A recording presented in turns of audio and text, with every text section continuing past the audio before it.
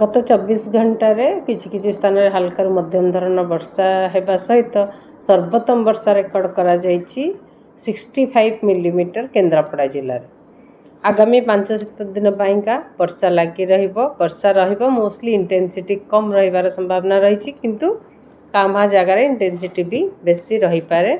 आगामी 6 दिन अनेक स्थान में हल्का मध्यम धरण वर्षा होगा सहित किसी जगार प्रबल वर्षा भी आंभा जगार हबार संभावना रही। आगामी 24 घंटा वर्षा सहित बिजुली घड़घड़ी हबार संभावना रही किंतु प्रबल वर्षार आगाई प्रबल वर्षार वार्निंग दि जाए नहीं। 13 तारीख ठारू 13 तारीख 14 तारीख 15 तारीख 16 तारीख पर्यंत अनेक स्थान में हल्का मध्यम धरण वर्षा रहा सहित कांभा जगार प्रबल वर्षा हबार संभावना रही। जमती कि आज आगामी 24 घंटा घड़घड़ी आ बिजुली सहित वर्षा हबार संभावना रही जोटा कि मोस्टली आमर उत्तर ओडिशा रे हबार संभावना रही। से लोगों को खास करके ध्यान देवा दरकार।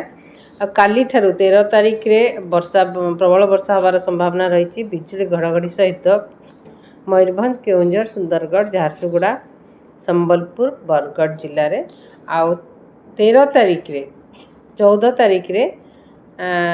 तारीख रे थंडरस्टॉर्म लाइटनिंग सहित प्रबल वर्षा झारसुगुड़ा सुंदरगढ़ बरगढ़ आउ संबलपुर जिले में हबार संभावना रही। 15 तारीख रे भी कांभा जगार प्रबल वर्षा हबार संभावना रही जमती कि मयूरभंज केउंझर सुंदरगढ़ कोरापुट मालकानगिरी रायगढ़ आउ नवरंगपुर जिले में आउ 16 तारीख रे भी कांभा जगार प्रबल वर्षा हबार संभावना रही जमती कि मोस्टली आमर जो प्रबल वर्षा हबार संभावना रही आमर उत्तर ओडिशा रे एक्सट्रीम उत्तर ओडिशा रे हबार संभावना रही।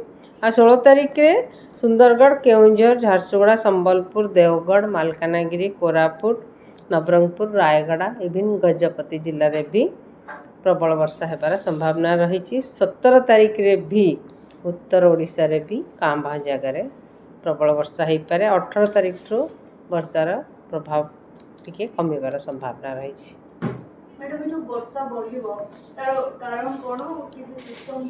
किसी सिस्टम सर्कुलेशन बनी पारे। आज सर्कुलेशन गोटे झारखंड उपर अच्छी जमती कि 5.8 किलोमीटर एबव मीन सी लेवल रू सेठी सर्कुलेशन टा मोस्टली फर्दर एनहांस करिवार संभावना रही।